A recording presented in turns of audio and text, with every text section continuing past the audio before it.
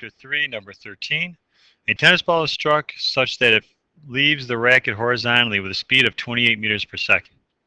The ball hits the court at a horizontal distance of 19.6 meters from the racket.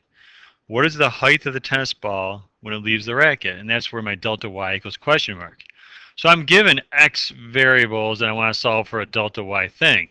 So what I really have to do, again, keep my eye on the prize. I want to just focus on what do I need to solve for. And what I want to solve for is in the y direction. So I'm going to write down delta y equals question mark, and I'm going to write down all the givens that go along with the y direction. Because this is a horizontal projectile, the initial velocity equals 0 meters per second.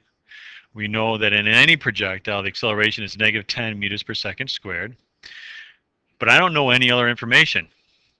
But I have to think to myself, what can I find out in the x direction that I can bring over into the y direction that will help me solve the problem? And I can find time. That's the one variable that can go back and forth between the two. I can find time in the x direction and then bring it back. And then I'll be able to use, once I do that, I'll be able to use this equation here. Delta y equals VOT plus 1/2 AT squared. So let's go ahead and do that. Let's go to the x direction and write down the givens for that. I know that the displacement in the x direction is 19.6 meters. The average velocity in the x direction, I could write initial, I could write final, but I'm just going to write down average velocity is 28 meters per second. Because in the x direction, the initial, average, and final all are the same. And now I can solve for time using this equation here, average velocity equals distance over time. Okay, so we have 28 meters per second equals my 19.6 meters all over time. And I go ahead and calculate that. And I have a time equaling 0.7 seconds.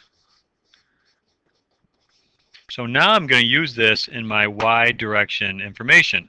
I'm going to go ahead and go back to that equation I mentioned earlier, delta y equals VOT plus 1/2 AT squared. Delta y is what I want to solve for. My initial velocity in the y direction is 0 times time is 0 plus 1/2. My acceleration is negative 10 meters per second squared. And my time is 0.7 seconds, and I have to square that. And now I end up with an answer of delta y equaling negative 2.45 meters above the ground. So the racket was 2.45 meters above the ground when striking the tennis ball.